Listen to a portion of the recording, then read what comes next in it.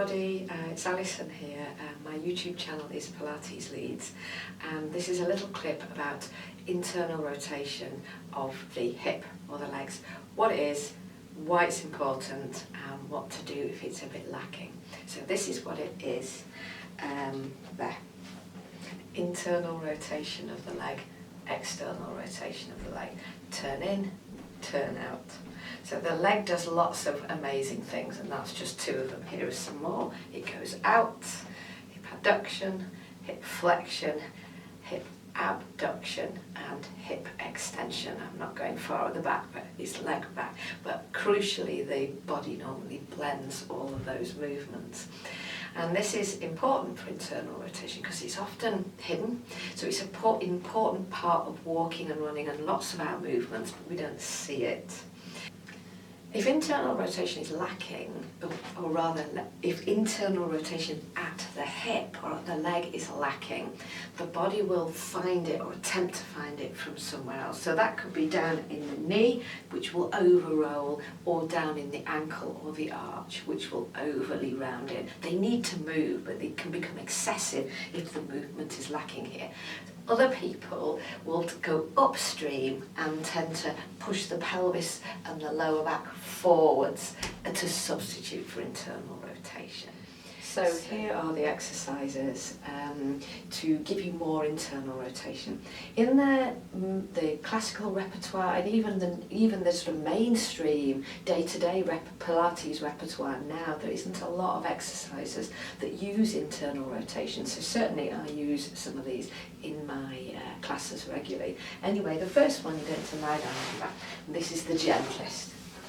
You're lying on your back with whatever head support you normally need. Now, it doesn't feel spectacularly dignified, but take your legs wide. Get them as wide as you can comfortably go so that you can make your capital M legs. And there is your internal rotation on both sides. You're aiming for the knees too. They may not touch, but they're going to sort of move towards each other. Your sole of your foot will lift, but your lower back and pelvis should stay put. It's tempting for the body sort of cheat and arch the back to deliver the legs forward, but keep the pelvis, this thing, and the lower back right where it is. And you could go slow and steady because you get every little last bit of rotation out of the exercise, maybe 10 or so. Alternatively, you can work on your side. This is Clam Plus. Someone in one of my classes the other day called this Happy Kick, which is a great name. So here is Happy Kick. You're going to have your knee and foot twirling round. So you've actually got turn in and turn out. You get two for the price of one here. And here's the thing. Maybe put your hand on your pelvis to check that that movement's coming from the leg. Again, it will feel almost, it might feel like a new sensation in the thigh because we don't do much internal rotation. That kind of slightly, it could be burning, it could feel like it's pulling slightly. Might just be the muscles working. If it feels horrid and painful, I think stop. And it's hard though, isn't it, to decide between the muscle working and what feels painful and unsafe. Anyway, hand on the pelvis. The pelvis isn't particularly moving. This is what happens if the pelvis moves too much. The sort of movement is generated by rotating the whole body forward and back. But we want to isolate this and just move the leg again. 10 or so per leg is more than enough.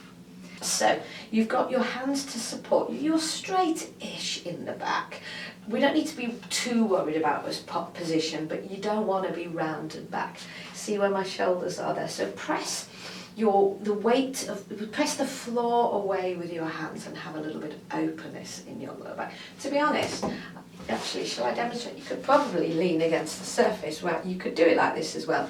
So one leg at a time. So I've got one straight, one bent. Again, it's wide and not dignified.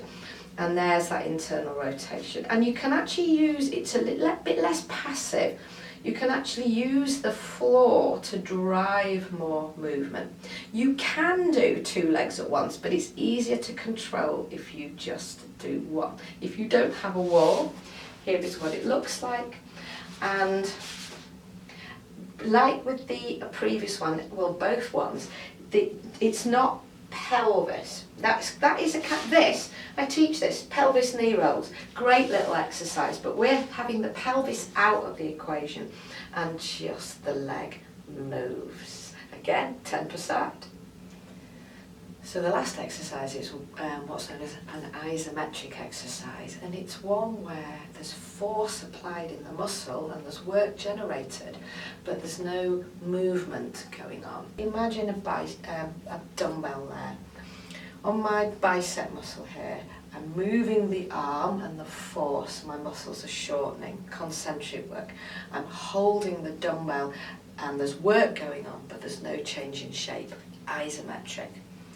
Muscle lengthening, load of dumbbell, eccentric. So isometric on the muscles that are internal rotators. So there's the internal rotation on that foot, so those muscles are working. Now, to generate more force without this changing its shape, you start to twirl your own body around it. Feel it. It's quite a palaver, and you can go and hold and come back. So this leg's moving.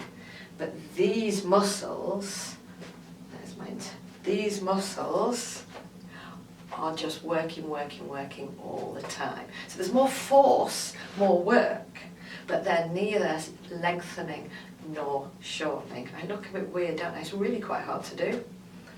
And then there's me stopping, I'll try it on the other side, turn in, other leg walks round. Just watch you don't, it's so tempting to cheat and poke the head forward or arch your back. You've got to be really careful on that one. I'm going to leave it here. I would do no more than 2 or 3 per side. Cheerio. Hi there. I do hope you found this clip useful. We've got plenty more on the site, and for now I've suggested another one for you to watch. If you want to know more about what we do in Leeds, then do visit the website at pilates-leeds.com, and right now you can subscribe to the YouTube channel and we can do this all again next month. Cheerio!